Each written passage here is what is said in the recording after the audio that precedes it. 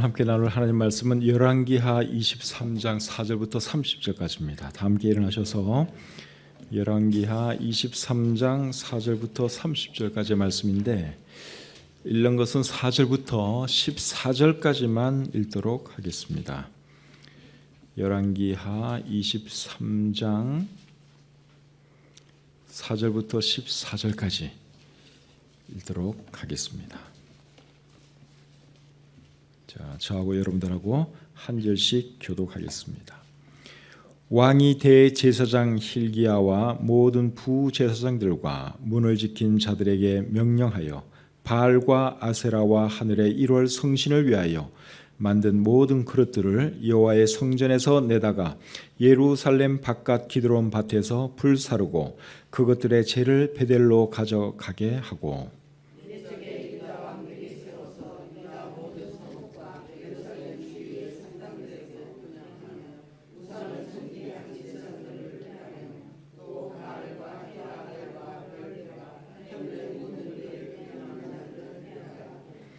또 여호와의 성전에서 아세라 상을 내다가 예루살렘 바깥 기드론 시내로 가져다 거기에서 불사르고 빻아서 가루를 만들어 그 가루를 평민의 묘지에 뿌리고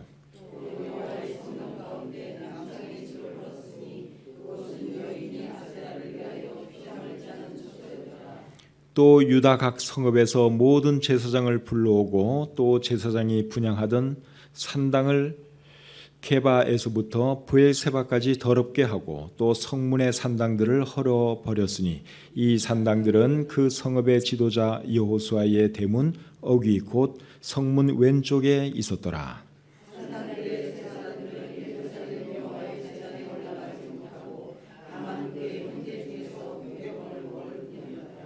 왕이 또 흰놈의 아들 골짜기에 도벳을 더럽게 하여 어떤 사람도 몰록에게 드리기 위하여 자기의 자녀를 불로 지나가지 못하게 하고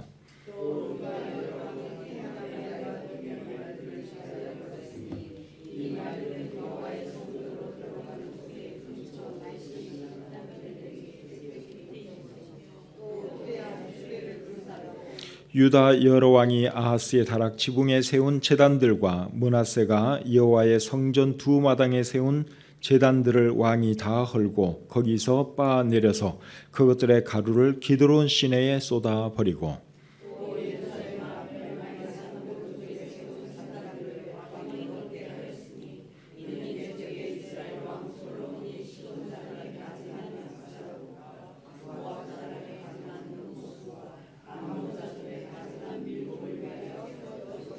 다 같이요.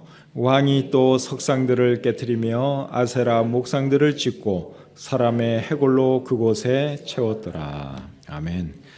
은혜와 사랑이 충만하신 하나님, 오늘 이 저녁에도 저희들 하루 생활 잘 마치게 하시고 또 이곳에서 하나님을 예배하시도록 해주시니 참 감사합니다. 말씀 듣기에 앞서 우리가 참 여러 가지 기도의 제목들을 가지고 하나님께 아뢰었습니다. 우리가 드린 기도 하나님 들어주시고 응답해 주시옵소서. 우리 지체들 중에 병으로 고통당하는 분들이 여러 분 계십니다. 하나님께서 한 분 한 분 찾아가 주시고 연약한 부분들 만져주셔서 하루속히 일어나시도록 도와주시옵소서.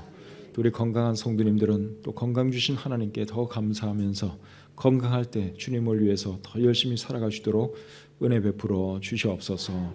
또 우리 교회 각 부서들과 구역과 친교를 하나님 축복해 주시고 또 이곳에서 하나님의 귀한 사역 잘 감당하시도록 도와주시옵소서. 부족한 종이 말씀을 들고 섰습니다. 하나님 부족한 것은 감춰주시고 또 하나님 말씀이 능력 있게 잘 증거될 수 있도록 도와주시옵소서. 모든 것 감사드리며 예수님의 이름으로 기도드립니다. 아멘. 자리에 앉겠습니다. 남왕국 유다의 요시야 왕은 8살 때 왕이 되었습니다. 그리고 16살 때 하나님을 찾기 시작했고 20살 때는 우상을 제거하기 시작했습니다. 그 말씀이 역대하 34장 1절부터 3절에 기록이 되어 있는데 지난번에 한번 읽은 말씀이지만 기억을 새롭게 하기 위해서 제가 다시 한번 읽어드리겠습니다.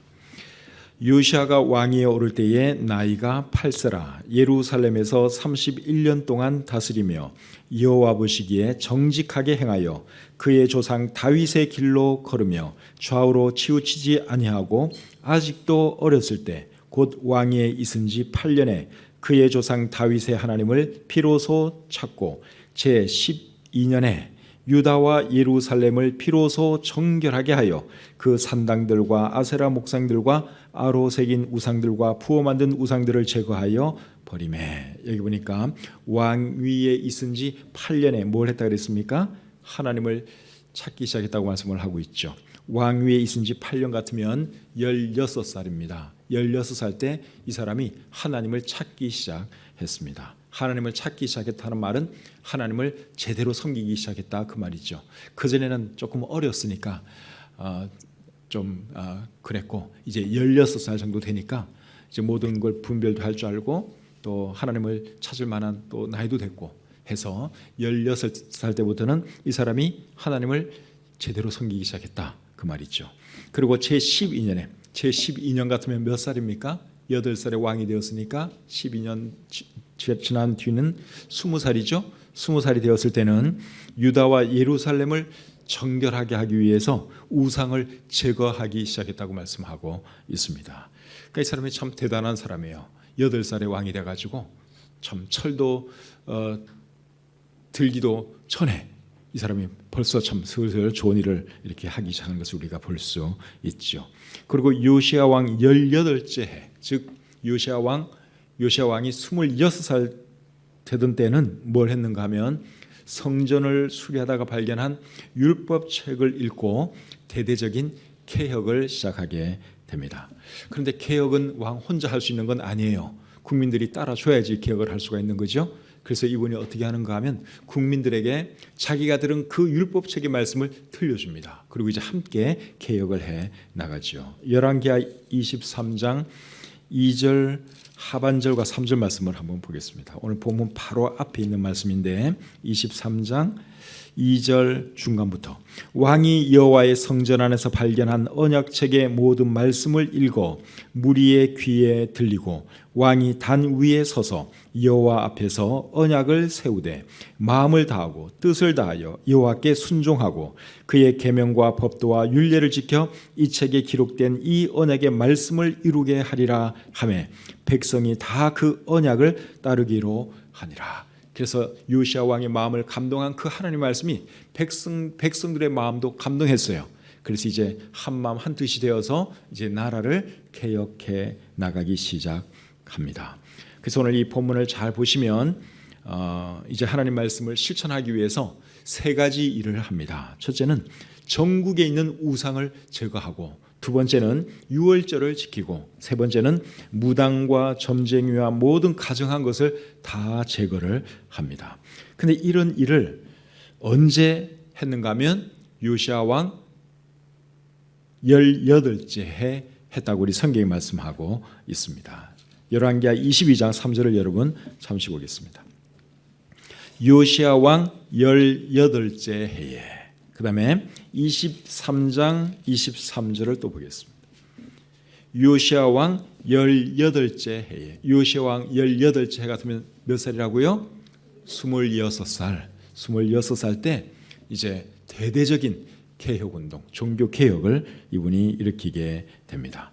오늘 이 본문을 통해서 요시아 왕이 한 일이 무엇인지 하나씩 살펴보도록 하겠습니다. 첫 번째로 한 일은 전국에 있는 우상들을 제거하는 일이었습니다. 그 말씀이 4절부터 20절까지 나와 있는데 시간 관계상 우리가 다 세세하게 살펴볼 수는 없고 몇 구절만 좀 보도록 하겠습니다. 6절, 7절 말씀 한번 보겠습니다. 6절, 7절. 또 여호와의 성전에서 아세라상을 내다가 예루살렘 바깥 기드론 시내로 가져다 거기에서 불사르고 빻아서 가루를 만들어 그 가루를 평민의 묘지에 뿌리고 또 여호와의 성전 가운데 남창의 집을 헐었으니 그곳은 여인이 아세라를 위하여 휘장을 짜는 처소였더라. 방금 읽은 이 말씀해 보시면 하나님의 성전에 뭐가 있었는가 하면 남창의 집이 있었다고 말씀하고 있습니다. 남창이 뭔지는 아시죠? 몸 파는 남자예요.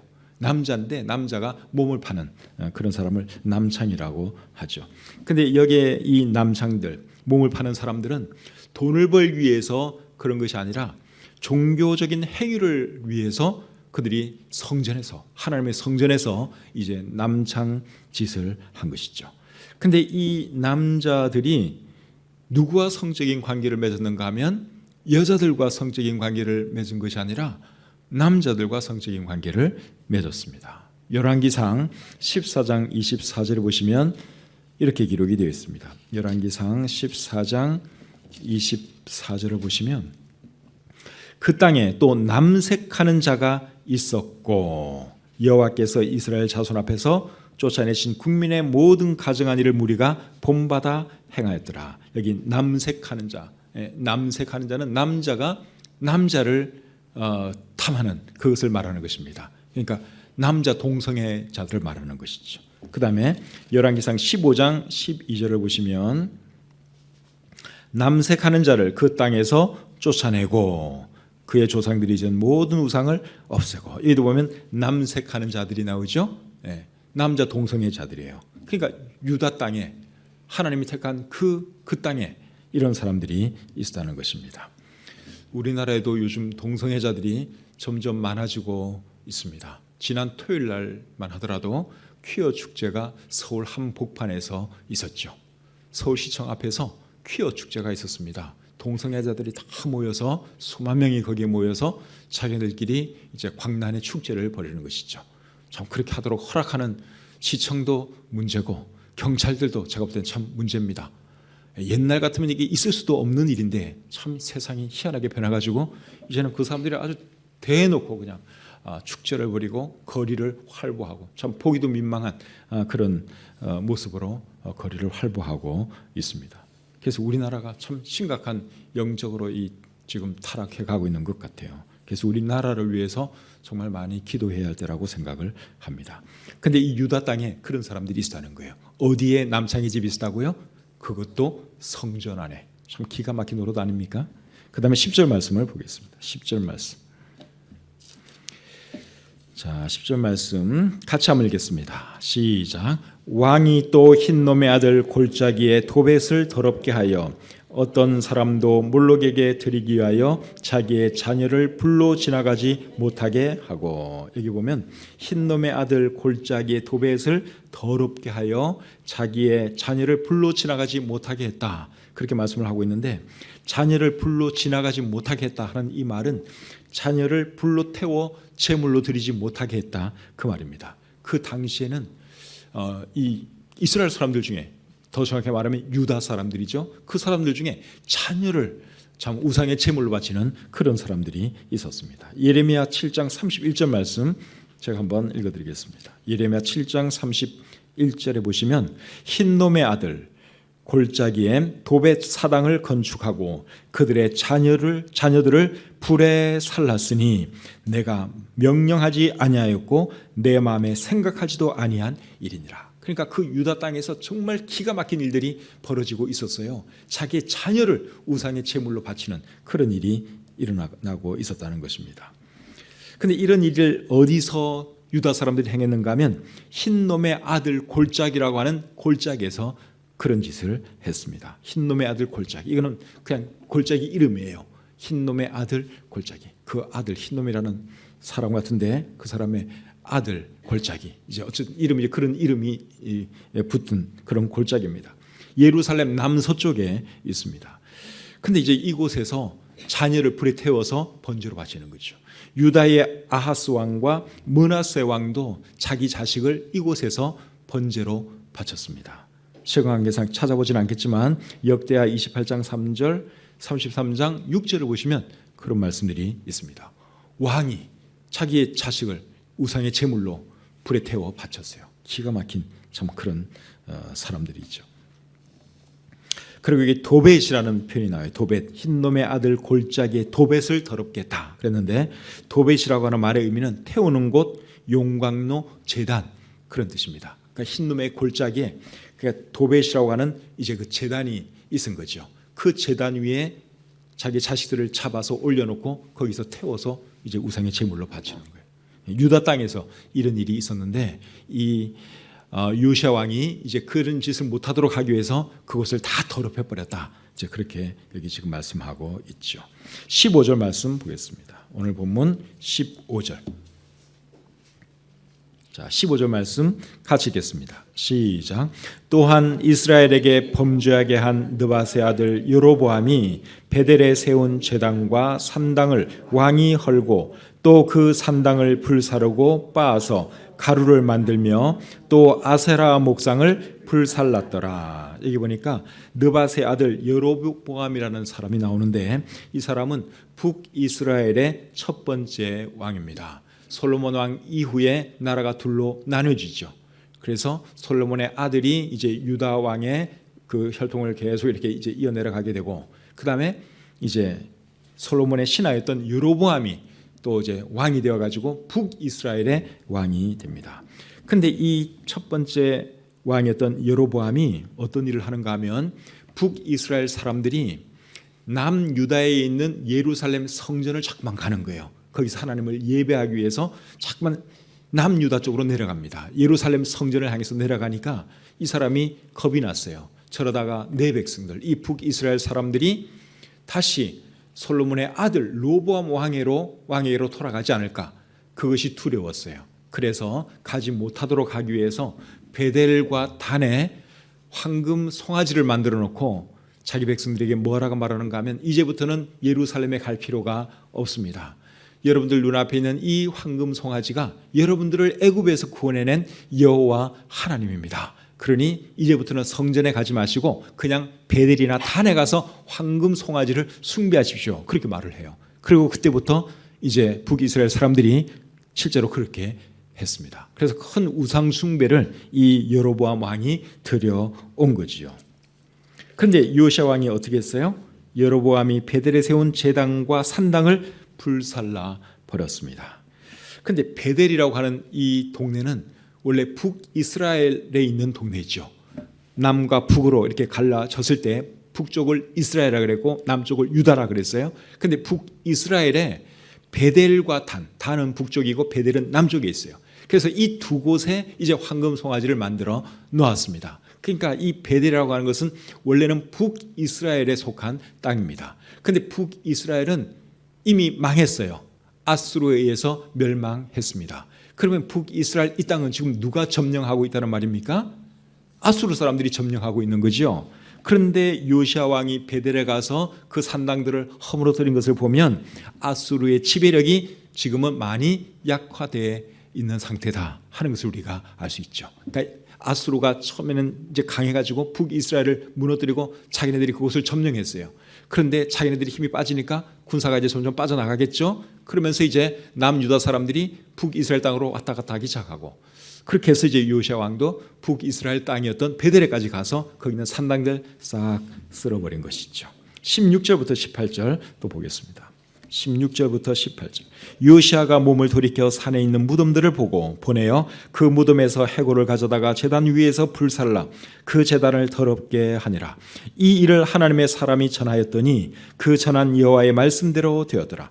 요시아가 이르되 내게 보이는 저것은 무슨 비석이냐 하니 성읍 사람들이 그에게 말하되 왕께서 베델의 제단에 대하여 행하신 이 일을 전하러 유다에서 왔던 하나님의 사람의 묘실이니이다 하니라. 이르되 그대로 두고 그의 뼈를 옮기지 말라 하매 무리가 그의 뼈와 사마리아에서 온 선지자의 뼈는 그대로 두었더라.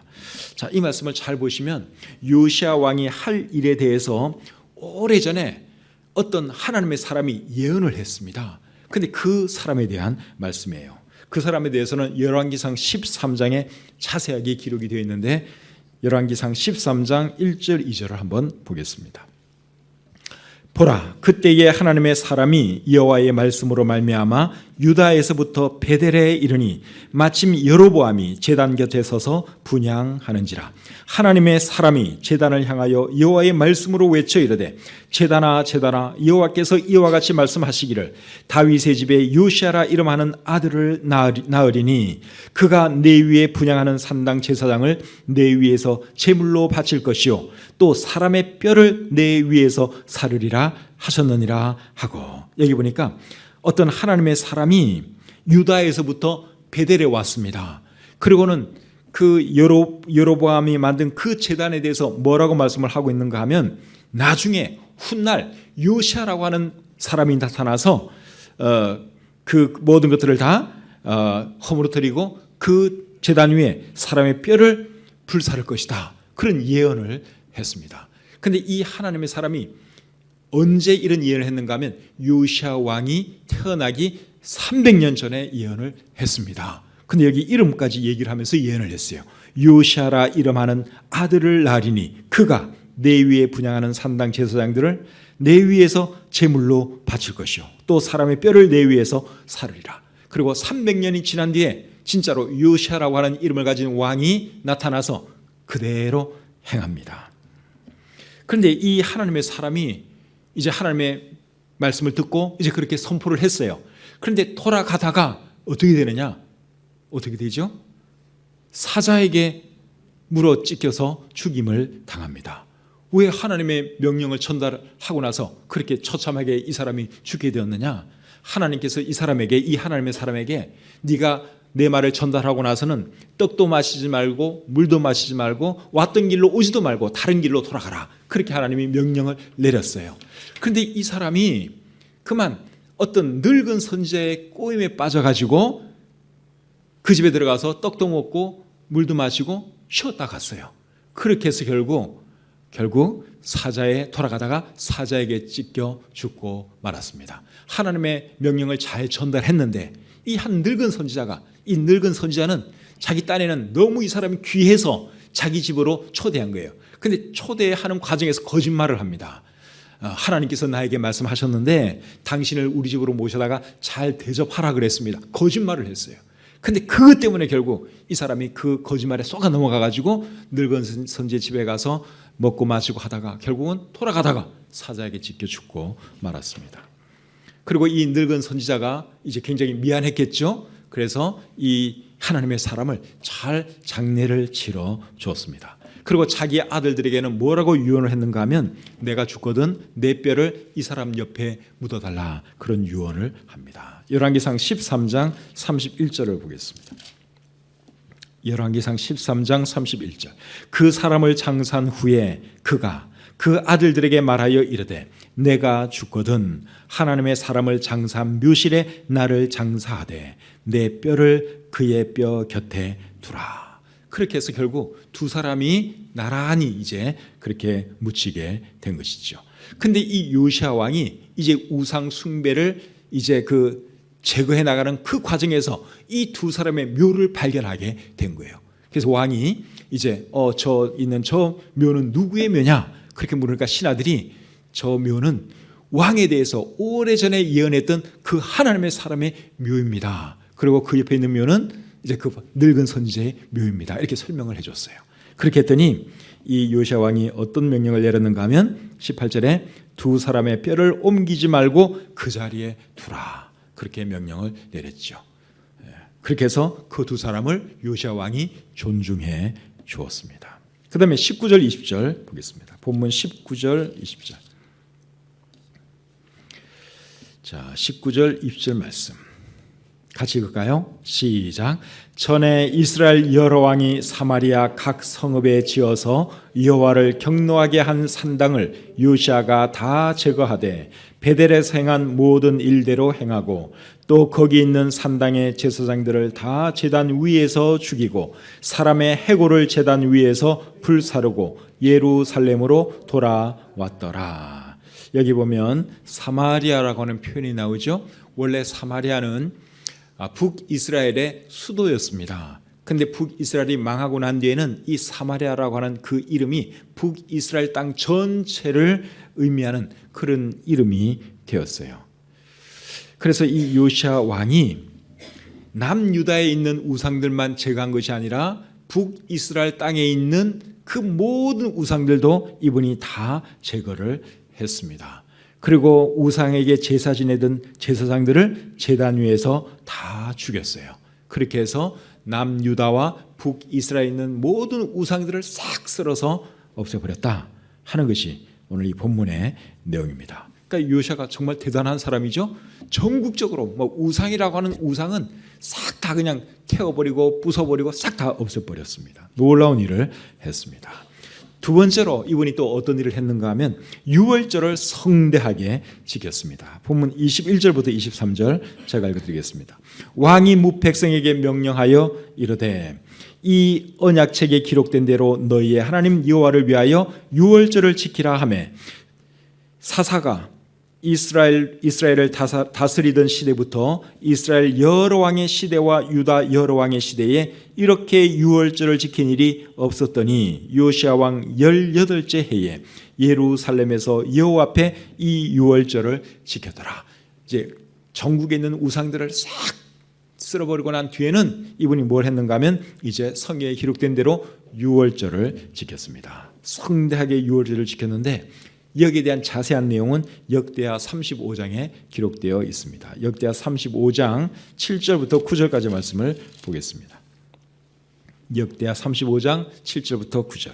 요시아가 그 모인 모든 일을 위하여 백성들에게 자기의 소유 양떼 중에서 어린 양과 어린 염소 3만 마리와 수소 3천 마리를 내어 유월절 제물로 주매 방백들도 즐거이 희생을 드려 백성과 제사장들과 레위 사람들에게 주었고 하나님의 전을 주장하는 자 hil기야와 스가랴와 여히엘은 제사장들에게 양 2,600마리와 수소 300마리를 유월절 제물로 주었고 또 레위 사람들의 우두머리들 곧 고나냐와 그의 형제 스마야와 느다넬과 또 하사베아와 여이엘과 요사밧은 양 5,000마리와 수소 500마리를 레위 사람들에게 유월절 제물로 주었더라. 여기 보니까 요시아 왕을 비롯해서 모든 지도자들이 이제 그 양 소를 막 엄청 많이 내놓았습니다. 그래서 이날 드려진 양과 염소가 수만 마리고 수소가 수천 마리나 되었습니다. 유월절 제물로 이제 이 모든 것들이 다 쓰여진 것이죠. 그러니까 성대한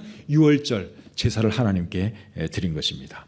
그리고 이 유월절은 남유다 사람들과 북이스라엘에 남아있는 사람들, 상당수의 사람들은 아수르로 끌려갔고 상당수의 사람들은 또 남아 있었겠죠. 그 모든 사람들이 남과 북 모든 사람들이 연합해서 함께 이 유월절 절기를 지켰습니다. 역대하 35장 18절에 그렇게 말씀하고 있습니다.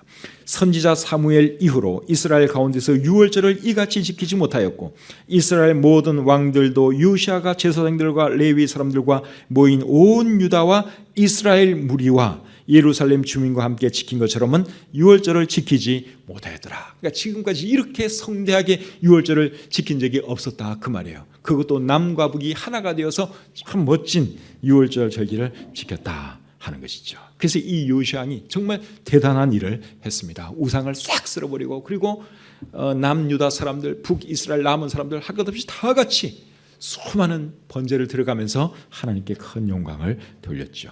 그 다음에 세 번째로 이분이 어떤 일을 했는가 하면 무당과 점쟁이와 모든 가증한 것을 다 제거했습니다. 본문 24절을 또 보겠습니다. 자, 24절 말씀 같이 읽겠습니다. 시작. 요시아가 또 유다 땅과 예루살렘에 보이는 신접한 자와 점쟁이와 드라빔과 우상과 모든 가증한 것을 다 제거하였으니 이는 대제사장 hil기야가 여호와의 성전에서 발견한 책에 기록된 율법의 말씀을 이루려 함이라. 그래서 하나님의 말씀대로 하기 위해서 이분이 그 땅에 있는 신접한 자와 점쟁이 싹 다 사라지게 만들었고 그리고 드라빔과 우상과 모든 가증한 것을 다 제거했다고 말씀하고 있습니다. 드라빔이라고 하는 것은 집안에 두는 우상을 뜻합니다. 집안에다 이렇게 우상을 두는데 그런 이제 우상을 드라빔이라 그럽니다. 그러니까 공공장소에 있는 우상 제거하는 것은 뭐 두말할 것도 없고 공공장소 눈에 보이는 그런 우상들 싹 다 쓸어버렸고 집안에 있는 드라빔까지도 다 꺼내오게 해가지고 집안에 있는 드라빔, 집안에 있는 우상들 그런 까지도 싹 다 없애버렸다 하는 것이죠.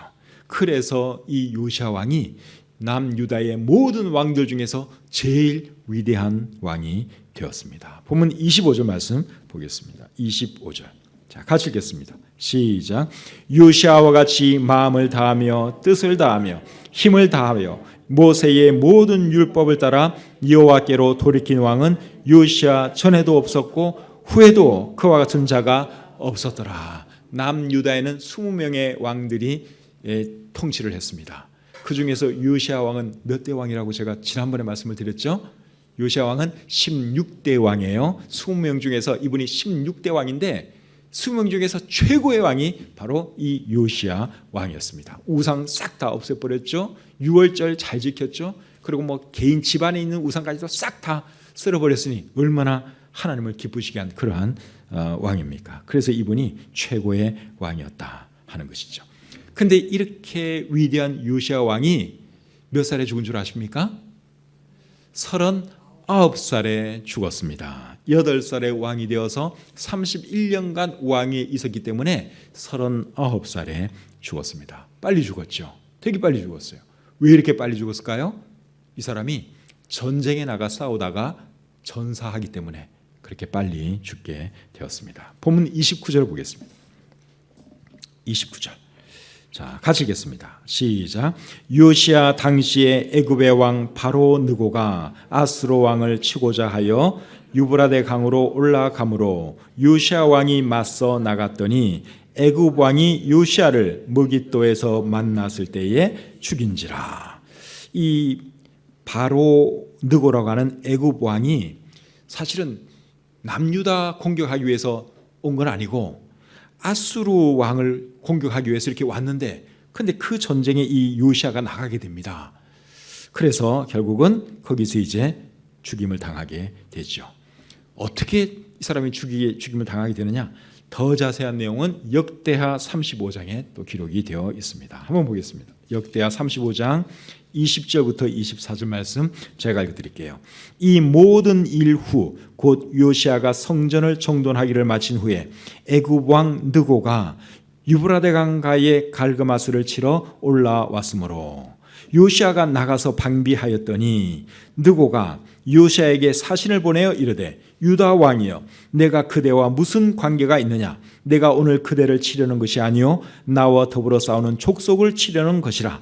하나님이 나에게 명령하사 속히 하라 하셨은즉 하나님이 나와 함께 계시니 그대는 하나님을 거스르지 말라. 그대를 멸하실까 하노라 하나.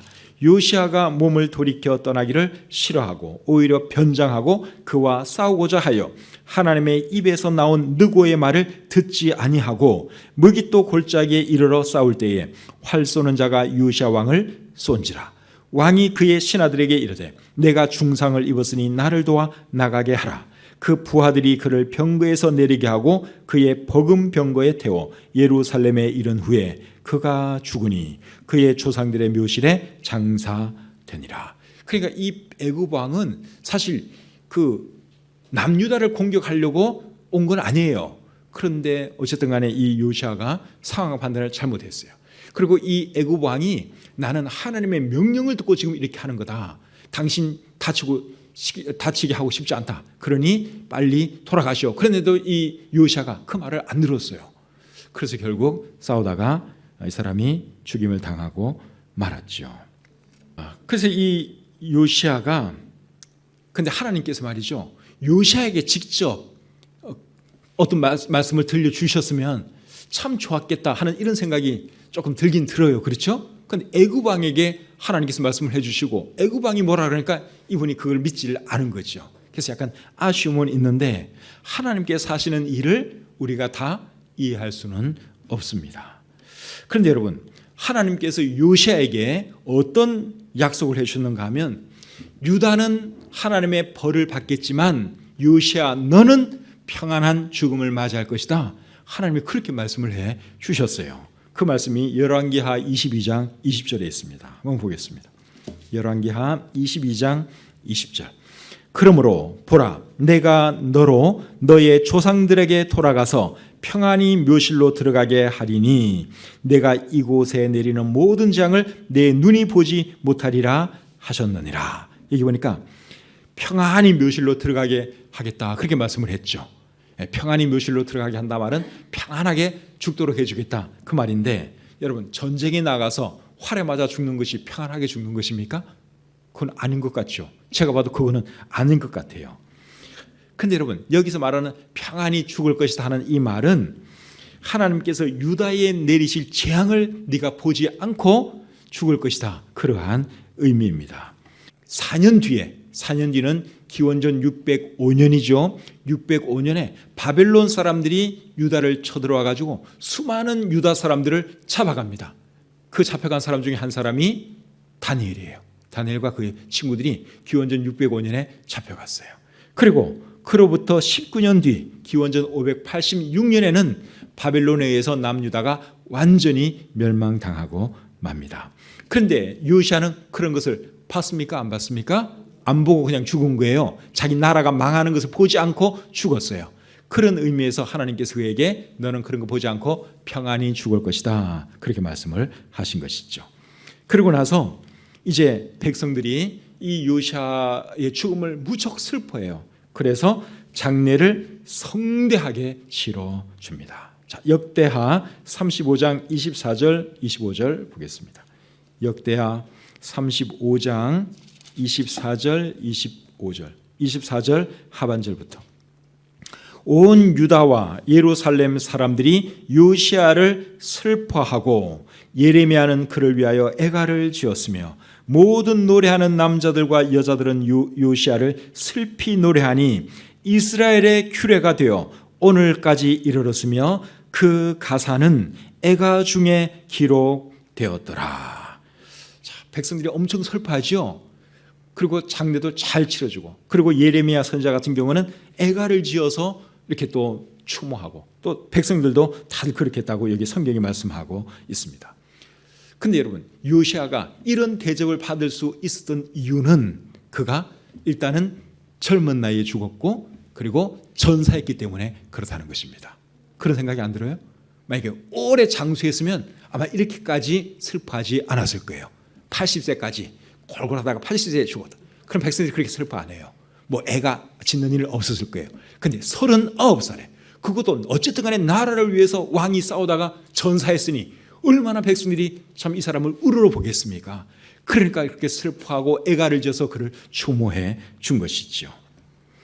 근데 여러분, 요시야로 하여금 젊은 나이에 전사하도록 하신 분은 결국 누구십니까? 하나님이시죠. 하나님이 왜 그를 젊은 나이에 활에 맞아 죽게 했을까요? 왜 그랬는가 하면 이 요시야로 하여금 이렇게 멋진 대접받게 하려고 그렇게 한 거예요. 그럼 이제 이해가 되죠.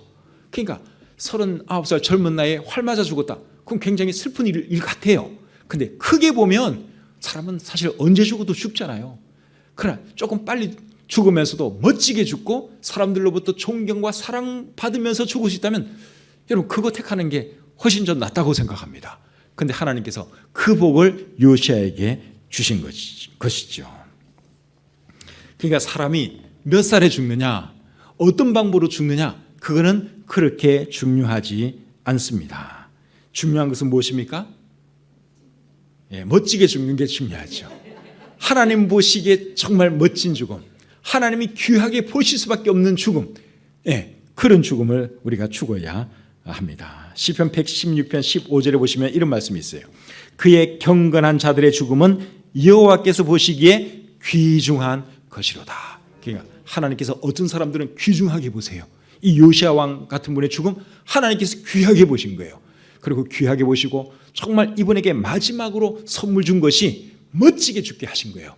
39살에 전사, 장렬하게 전사. 그래서 백성들이 이분을 더 사랑하고 더 슬퍼하고 그렇게 된 것이죠. 우리도 언젠가는 다 죽겠죠. 어떤 분들은 오래오래 건강하게 살다가 이렇게 죽는 분도 있을 것입니다. 그런데 또 어떤 분들은 병이나 사고로 빨리 죽는 분도 있을 수 있어요. 그런데 여러분, 오래오래 건강하게 오래 사는 것은 다 좋은 것이고 병이나 사고로 빨리 가는 것은 다 나쁜 것이냐? 오늘 요시야를 볼 때 그렇다고 말할 수 있습니까? 없습니까? 없죠. 없어요. 그래서 중요한 것은 하나님께서 우리의 죽음을 어떻게 볼 것인가? 그게 중요한 겁니다. 바라기는 하나님을 잘 섬김으로 하나님께서 우리의 살아가는 것도 선대해 주시고 죽는 것까지도 선대해 주시는 그런 사람들이 다 될 수 있기를 우리 주님의 이름으로 축복합니다.